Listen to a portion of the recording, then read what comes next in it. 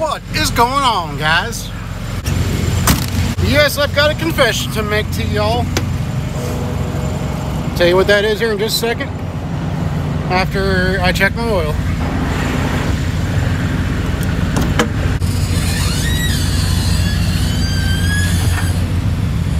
I may have to add some oil. I do believe I got my oil leaks getting worse. I don't know if it's around the spacer plate or if it's the shop. My shop told me they didn't really look at it much, but they think it could be the Jake brake housing. So we'll see, but I need to get that taken care of. It's starting to get a little worse for the wear.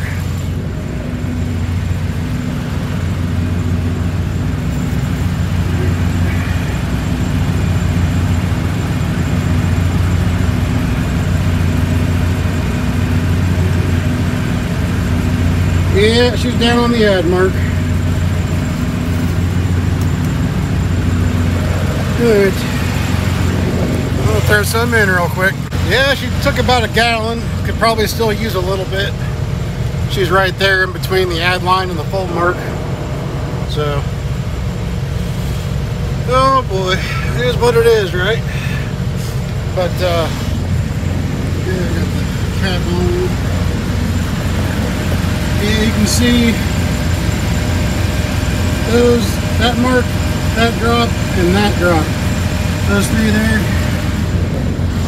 Yeah, it was only one drop. It was only causing one drop for a while. But now I guess it's bad enough that, yeah, it's leaving three little droplets. So, and it has enough left there too. It'll create it residually drips for a little while after you shut the engine off.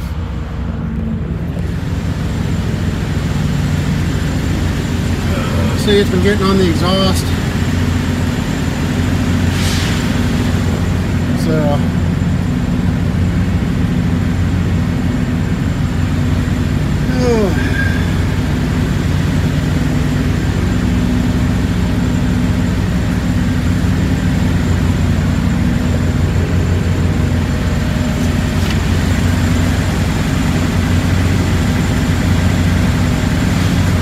So I don't know exactly where it's dripping from.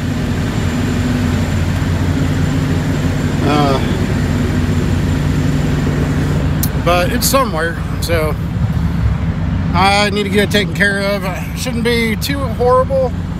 I know it's a fairly time-intensive job, but luckily my shop doesn't charge that much by the hour. See, that's getting on the step down there. Really need to wash this truck too. But yeah, I mean, you know, it could be a 15-hour, 20-hour job and it won't cost me that much. So I don't know how much time is involved. If it's a Jake brake, or if it's the Jake brake housing, I don't know how much time that involves.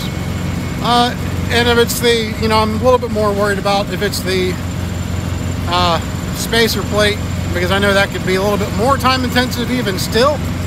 So we'll just have to see. I took the center caps off because this guy here was leaking, but I got a new one on there, so I just got to wash it and get all this residual crap off of there. Oh man, but yeah, there's three little drops right there. Now it is what it is. Like I said, it's just what happens. But you know, you just got to keep an eye on it when it does that. But it is bad enough. But like I said, I want to go ahead and see what I can do about it now.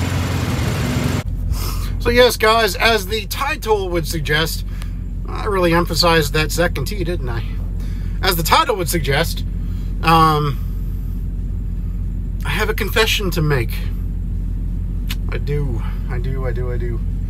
And it's not that my bed isn't made. You can probably see that. My confession that I have to make is the steering wheel's growing on me. It's not really growing on me, more so to the fact that I just don't care right now. I know everybody keeps talking about that whenever they see a drive video. And I haven't really done much with the last video yet. It hasn't been uploaded yet. It's just, it's on the rendering block. So I just got to put my title and whatnot on there, then I can make it live. But there's a few minutes of driving in there, and I can guarantee you there's going to be some comments about the steering wheel. So it's just what, you know, I say it is what it is a lot, but it is what it is. So, you know, I'm sure I'll have somebody, you know, talking about, when are you going to replace the steering wheel? It needs to be replaced. Well, it's not, I'll just be blunt, it's not on my priority list. I do need to, I mean, I'd like to change it, but it still works. So it still steers the truck down the road. And it's been on here so long, it's almost like it's become part of Levi. It has become part of Levi's heritage.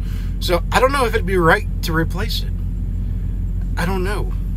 I feel like if I replaced it, I'd be taking part of Levi's soul out of the truck. And I don't know if Levi would like that very much. Levi might get mad. I don't want to make Levi mad. When Levi gets mad, I get mad because it costs me money. So we'll just have to see. I'm not concerned with the steering wheel. People will keep talking about it and whatnot, but there it is. There's my confession.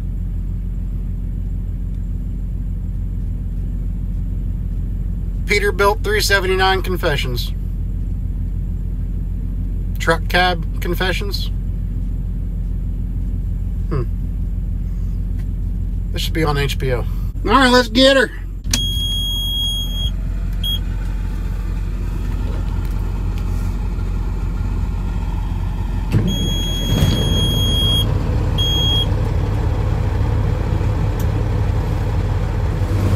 Oh man, the leaves, they are changing.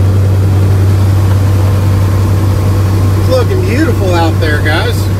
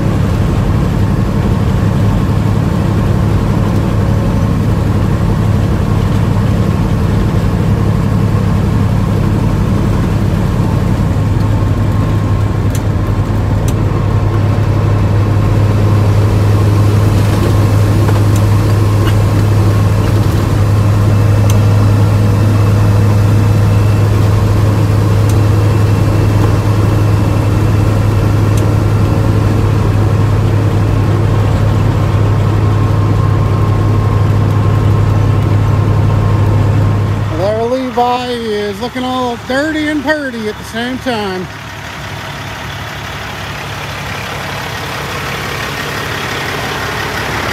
Raining like crazy.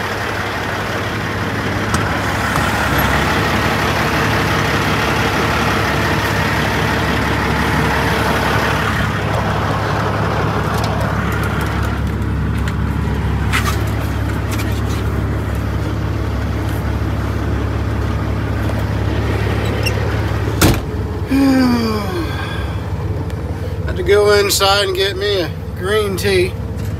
I'm all parked now for the day. Oh man, so we're just gonna go ahead and relax here and enjoy the rain outside while we're inside.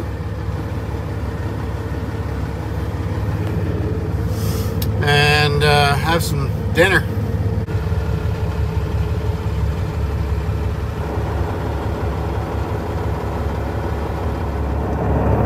Well, good evening everybody, or good morning. It's my morning anyway. I'm getting up. I'm gonna start my drive back home now. Almost got ran over by a camper walking up to the truck stop to get my coffee. Yeah, they I was walking up there and he drove past me. He was pulling his little Class C, a lot smaller than our Class C, probably like a 23 footer. Past me. They were carrying an enclosed, they were pulling an enclosed, I can't talk, I don't know words, pulling an enclosed trailer. And as he passed me, I went to go walk behind him to go across the lane there. And as I did that, he stopped and put the sucker in reverse. And had I not jumped backwards, yeah, I'd have been under his trailer. Oh man, I just kind of yelled at him and he didn't even pay no mind to me. Seemingly there was no reason for him to back up. So I don't know what he was doing. I don't know if I pissed him off in another life. I don't know. But he backed up and almost ran me over. You'll have that, I guess. But yeah, this is chocolate peanut butter.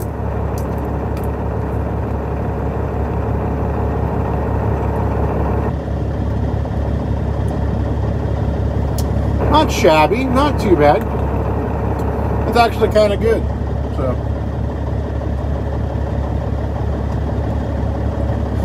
all right. I can get used to that. That's not too bad. Tastes more like caramel or caramel, however you announce it or enunciate it. Tastes more like that than peanut butter, but it's not too shabby. I like it.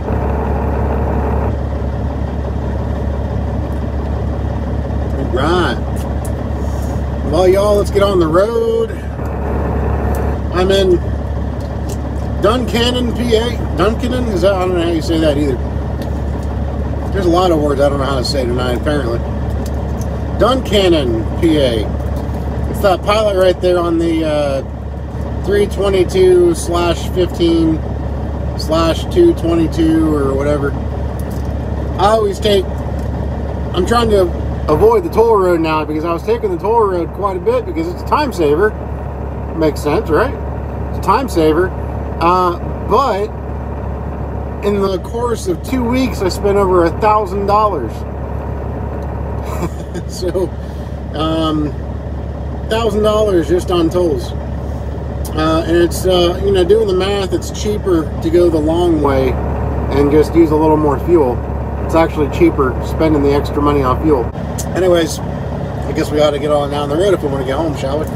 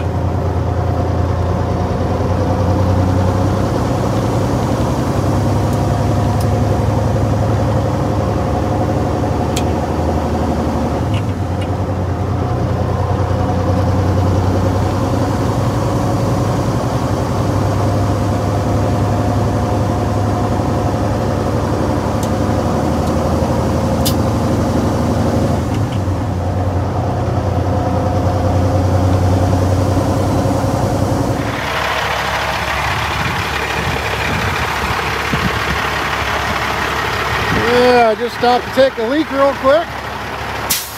Looking around a little bit here. All right.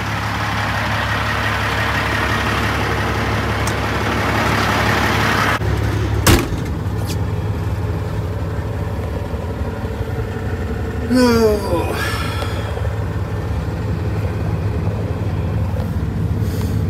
I don't know why, but these these, at nighttime, these woods kind of give me the creeps a little bit. You guys ever listen or watch some of those, like, oh, what is it? Like, kind of like, things on YouTube where they have, like, you know, supposedly true stories about, creatures of the woods and things like that. Well, there's a lot of them that come from Pennsylvania. So it's kind of one of those, it's just, you know, psychological thing, that's all. Are any of them real? I doubt it, but it's kind of cool to, you know, ponder, think about it, you know what I'm saying?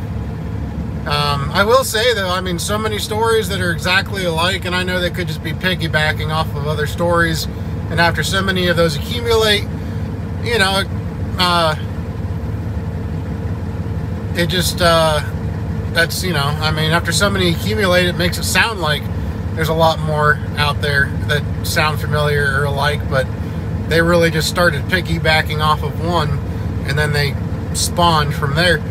But it's still one of those things, so many stories that are so many, that have so many similarities. It makes you wonder, you know, it really does. There was a story of a truck driver up in northern Michigan, and you could watch the actual interview from him about, and it feels weird to even say it, makes you feel like kind of an idiot, but he was talking about the dog man. That's what they call it up there in Michigan, the dog man. And it's a, you know, giant, it's so weird, you know, werewolf kind of thing. I mean, it's a tall bipedal figure, and when I say tall, I mean tall. Like he said that it was looking at him through his window on his truck as he was trying to get away in his truck, but it had to look down into the window on a semi from the passenger side. So it's, you know, I don't know, it's just one of the, but if you listen to his story, he was visibly shaken up just talking about it. Like, he really truly believes he saw what he saw. Whether or not it's accurate, I don't know, but he truly believes, he really seemed to believe that he saw what he saw. And who am I to say he didn't see it? But he could have seen something else, but I don't know. There's a lot of there's a lot of that, you know, there's a lot of that, and it's kind of hard to really, if you really listen to a lot of these stories and keep an open mind, it really is kind of hard to ignore some of them. The vast majority, yeah, you laugh at, you're like, oh my God, that's just so, not even, no, But when you actually hear some of the people that had the experience talk about it and how visibly shaken up some of them can be, you'd have to be a hell of an actor to pull that off. I don't know, man. So yeah, when you park along the woods like this for a second, it jogs that part of the brain, you know. But anyway, let's get out of here before Bigfoot comes out of the woods and rips off my passenger door and pulls me out and beats me senseless.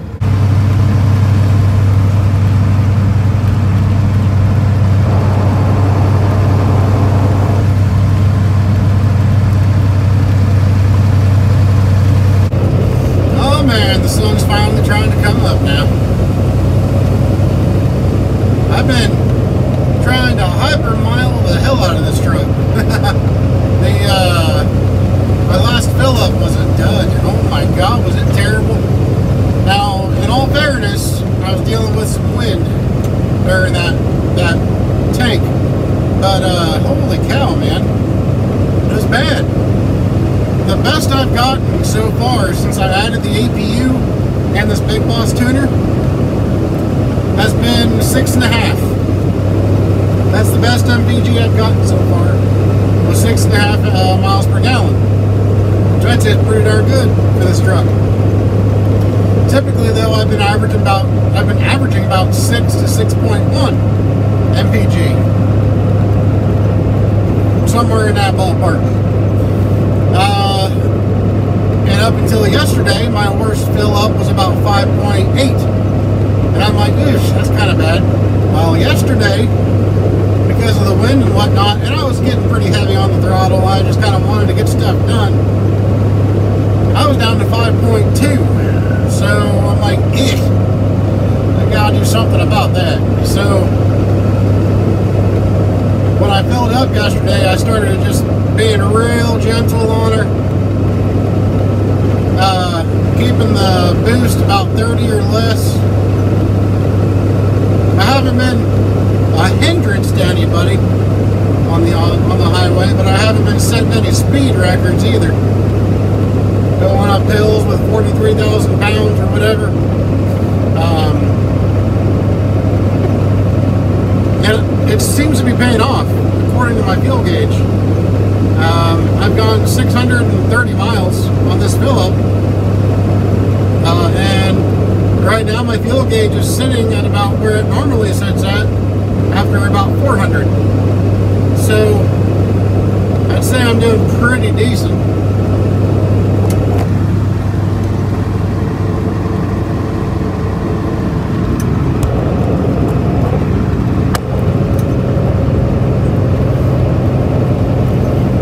Yeah, it just seems kind of weird to hypermile a 05 Peterbilt 379 with an A cert, but every little bit counts.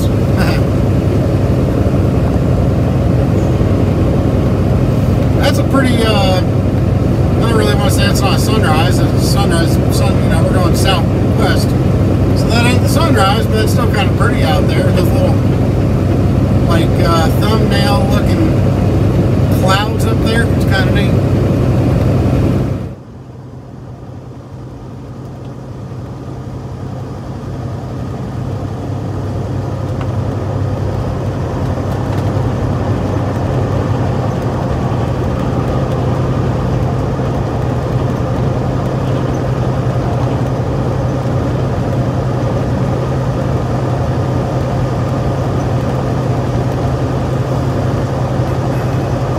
I don't know if it shows in the camera or not.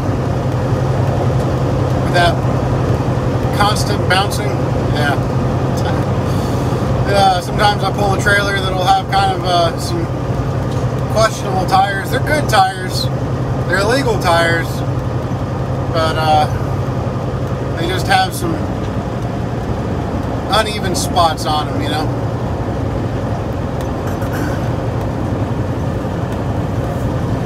So it causes the whole truck to bounce going down the road, and it really fatigues the driver a lot faster. So that kind of sucks, but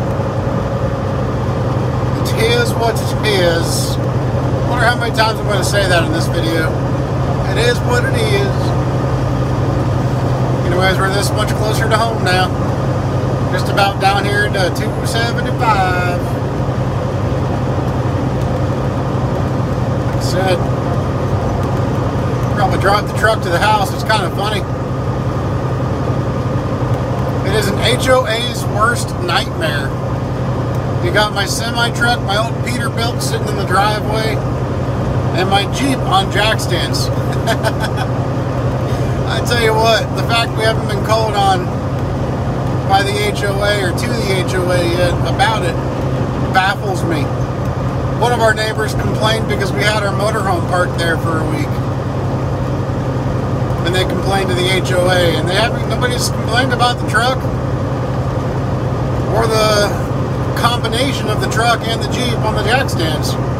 Nobody's complained yet. Granted, the Jeep's in the garage, but when the garage is wide open, you got a clear shot of the Jeep sitting on the jack stands.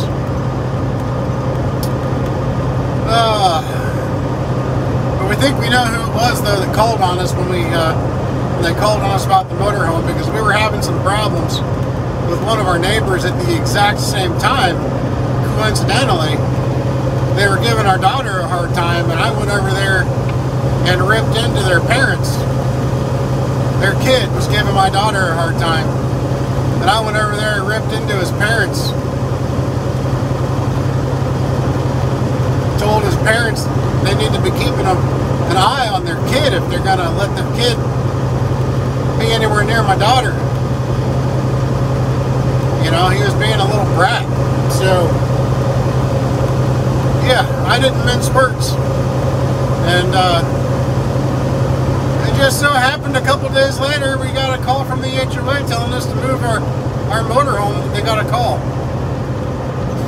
You know, so these people aren't very bright, because they had a broke down minivan sitting on the street right out front of their house. We live in a cul-de-sac, as you've seen, and you're not allowed to have a vehicle parked there without moving it for like several days. I forget the exact number of days, but it had been sitting there for months with a flat tire. So we called the HOA on them. Next day, I see the dad out there working on the van, putting a new tire on it, putting a new battery in it. And now it's been sitting in their driveway ever since. Gotta love it. Alright, we're here to drop off the trailer.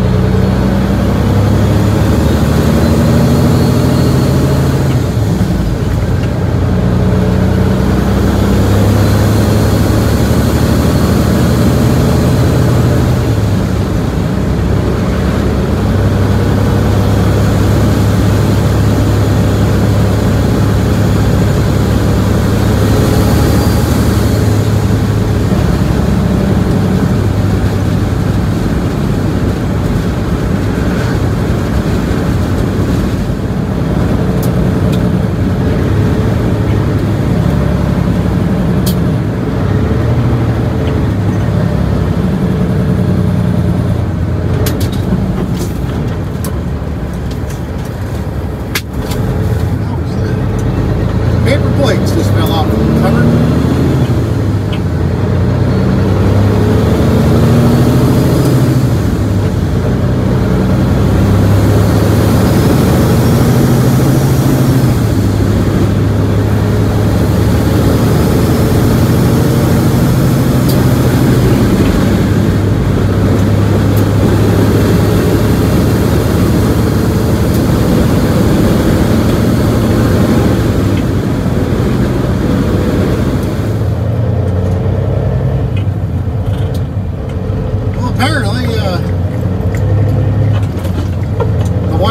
Start now. So, come on, shift, son of a gun. So, I think it's just a dead battery. But the question's gonna be, how are we gonna jump it? Because I'm not gonna be able to get that close to it. No, watch out, you little Honda. Or don't watch out, you dumb shit. Oh my gosh.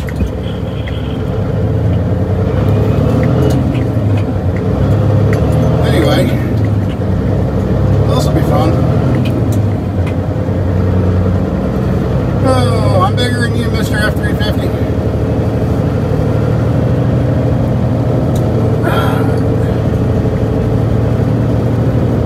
It figures the one time I come down this road in my truck, it's like busier than New York City down here. Anyway, we're gonna see what we can do. Obviously, I won't be able to pull up to it with the Jeep. So yeah, let's figure this one out. I don't know if I can even get beside the van with this. I might have to try to force it into neutral with that thing, whatever that safety switch is, and let her roll down our driveway. The thing I hate about my driveway is it's super, super steep.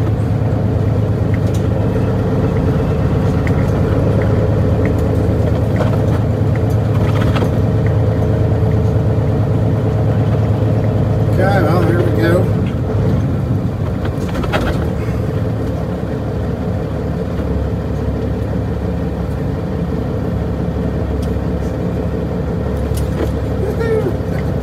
Oh, I hate pulling into our driveway with this truck. Oh, you stupid little curb. Come on now. Let's go.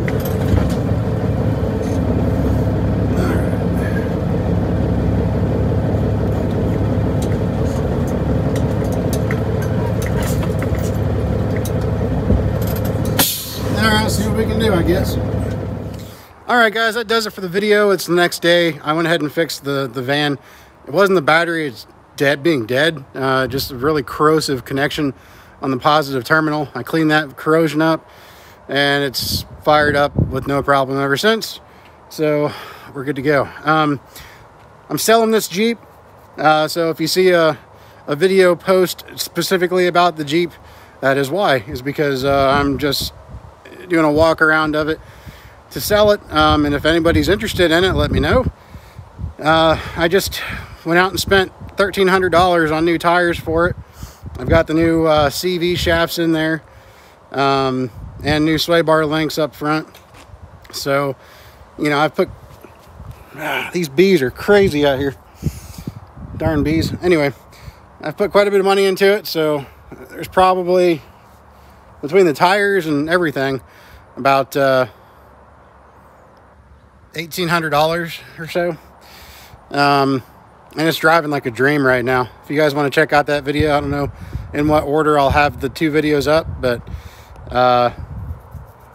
yeah, it drives really well.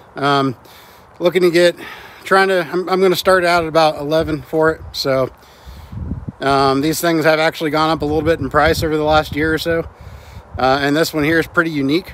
Like I said, with the off-road bumpers and lift and everything on it, you don't see Liberties set up like this one very often. And they're good bumpers, really good bumpers. But like I said, if you want more information about it, just watch that video whenever I get it up. So many sexual innuendos in my videos. But no, if you guys are interested in it, you know, check it out. yeah, we're gonna jump off here. Like I said, the Jeep is driving amazing right now. It's driving better now than it ever has since I bought it. And I've put 15,000 miles on it over the course that I've owned it.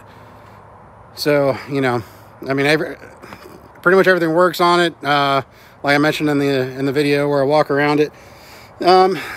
It needs new gas struts on the main tailgate.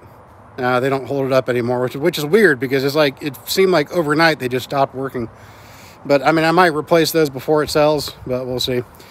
And the passenger back window sometimes doesn't roll up. It will eventually if you play with the switch, but sometimes it doesn't work right away. I don't know why.